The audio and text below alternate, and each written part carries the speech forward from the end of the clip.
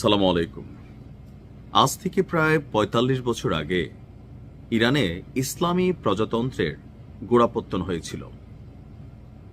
৪৫ বছর আগে যেই রাজ সিস্টেমকে ইরান সরিয়ে দিয়েছিল, আজকে সেই পরিবারের একজনকে আপনাদের সামনে নিয়ে আসছি। সেই ম্যাটিকুলাস ডিজাইনার, তবে তার কপালে দুঃখ আছে, কারণ ডোনাল্ড ট্রাম্প তাকে পাত্তা দিচ্ছে না। ট্রাম্পের কাছে, স্যার প্লিজ আমি একটু কথা বলতে চাই। টোটাল মেটিকুলাস ডিজাইনার পাওয়া গেছে সেই খেলোয়াড় যে পুরা ইরানকে গেল ১২ দিনে সরকার পতনের জন্য চেষ্টা করে একদম নিচে ভাবছে ৪৫ বছর আগে আব্বার যে রাজত্ব ছিল সেই রাজত্ব করবে।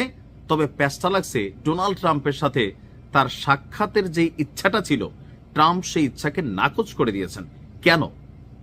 দর্শক, ইরানে ইসলামী বিপ্লবের মাধ্যমে ক্ষমতাচ্যুত যেই শেষ রাজা ছিল তার নাম ছিল মোহাম্মদ রেজা পাহলভি।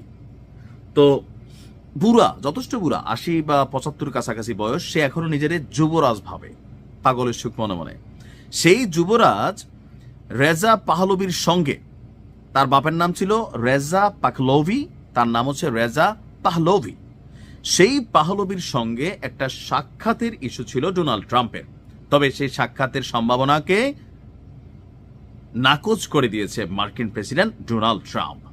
ট্রাম্প বলছে যে এই লোকের সাথে সাক্ষাৎ করা ঠিক হবে না, কারণ ইরানে সরকার পতন হলে, অর্থাৎ আমেরিকা ভাবছে সরকারটা পতন হবেই, কারণ এই রেজা পাহলভিরাই পুরা ইরানে বাহির থেকে ভিতরে এজেন্ট ঢুকাইছে, জনগণকে উস্কাইয়া নিজেই প্রধানমন্ত্রী হবে। এই হচ্ছে বদলাও, মানে নিজেরাই ধরেন রাজনীতি করা, নিজেরাই দলের দেশের দায়িত্ব নিবে। বাংলাদেশে তো এরকমই এখন দেখা যাচ্ছে কিছুটা, তাই না? অনেক নেতারা সেই আমাদের জুলাই যোদ্ধাদের মধ্যে কত কিছু পরিবর্তন হয়ে গেল, আফসোস লাগে। তো ইরানেও সেম কাহিনীটা কিন্তু এখানে চলতেছিল, যে এই যুবরাজ Reza Pahlavi total meticulous design ঘটাইয়া মটাইয়া শেষ পেট যখন মনে করতেছে যে কোনো সময় সরকার পতন হবে, সো ট্রাম্পের সাথে আগেই সাক্ষাৎটা কইরা সিলটা নিয়ে আসি। বা ট্রাম্প এই জায়গায় এসা চিন্তাটা বদলাই ফেলছে। ট্রাম্প ভাবছে যে তার সঙ্গে এখন সাক্ষাৎ করা ঠিক হবে না। কেন? ইরানের সরকার পতন হলে ওয়াশিংটন যে কাউকে সমর্থন দিতে প্রস্তুত নয়, অর্থাৎ তোমার মাথায় লবণ রাইখা বড়ই খাইছে, তোমার হাতে স্বীকার করছে, কিন্তু তোমারে বাবা চেয়ার দিবে না। ট্রাম্পের এই মন্তব্যে নতুন এক গুঞ্জন সামনে আসলো। গণমাধ্যম সূত্র হচ্ছে আল জাজিরা। রেজা পাহলভি এখন কই আছে জানেন? যুক্তরাষ্ট্রে নির্বাসিত জীবন কাটাচ্ছে। ওইখান থেকে বৈশাই টোটাল মেটিকুলাস ডিজাইন করছিল, কিন্তু তার এই ডিজাইনে পানি ঢেলা দিছে। ইরানে চলমান বিক্ষোভে সরকার পতনের স্বপ্ন দেখার মূল নায়ক তিনি। সেই লক্ষ্যে অব্যাহতভাবে সব ধরনের সাপোর্টিং এবং খাজদানি সব দিয়ে যাচ্ছেন। এর মধ্যে ইরানের সরকার পতনের পর ক্ষমতায় বসার যে লোভ, সেইটাও সামনে চলে আসছে। মার্কিন গণমাধ্যম ফক্স নিউজকে দেওয়া এক সাক্ষাৎকারে রেজা পাহলভি বলেন, ইরানে স্বৈরাচারী শাসন থেকে ভবিষ্যতের গণতন্ত্রে রূপান্তরে নেতৃত্ব দেওয়ার জন্য তিনি প্রস্তুত। কেন বাবা, ইরানে কি আর নেতৃত্ব নাই, তুলে যাইতে হবে? আরো বলছেন যে তার লক্ষ্য জাতীয় গণভোট এবং সাংবিধানিক পরিষদের মাধ্যমে একটি শান্তিপূর্ণ নির্বাচন, এবং তিনি চূড়ান্ত যুদ্ধের জন্য ইরানে পা রাখতে আগের চেয়েও বেশি প্রস্তুত।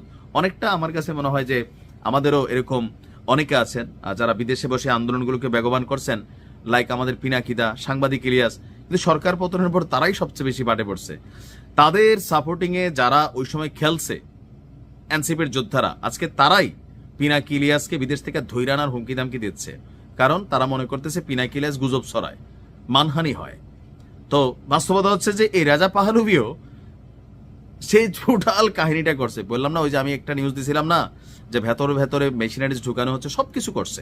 আর আমেরিকা তার সাহায্যই নিছে, কারণ তার বাপ যেহেতু একটা রাজত্ব চালাই আসছে দীর্ঘদিন, বাপদাদারা, তার একটা কমিউনিটি আছে, বিরোধী দলগুলো তারা তাকে বস মানছে। তো সেই বসের মাধ্যমে সব কাজ যখন শেষ হয়েছে, সরকার যখন পতনের আশঙ্কা করা হচ্ছে, যে কোনো সময় পড়তে পারে, নাও পড়তে পারে, পরিস্থিতি বদলাইতে পারে এখানে মুহূর্তের মধ্যে। তো যদি পড়ে যায়, আগে নিজে আমেরিকার একটা টিগনেচার নিয়া, ট্রাম্পের সমর্থন নিয়া দেশের ভিতরে গিয়া নতুন রাজত্বের যে পরিকল্পনা, পুরোটার মধ্যে পানি ঢেলা দিচ্ছে। আমি খুব মন থেকে খুশি হয়েছি। ট্রাম্পের বোঝা আসলেই বড় কষ্টকর। কাকু যে কি চায়। ভালো থাকুন।